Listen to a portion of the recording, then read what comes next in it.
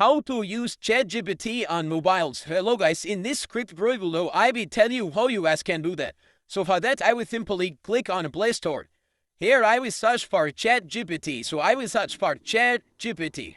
Now here you guys can click on ChatGPT.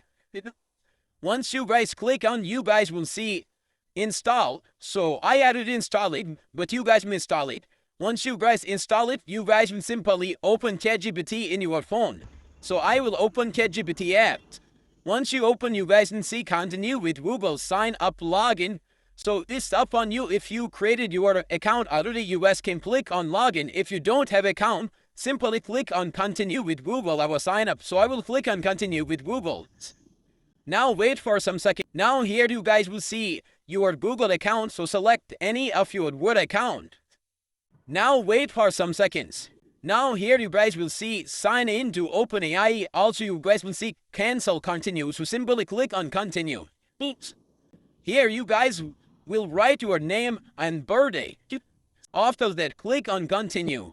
Once you guys click on continue, your ChatGPT account will be created on mobile and you guys can use ChatGPT on phone. That's how you guys can do that. Thanks for watching.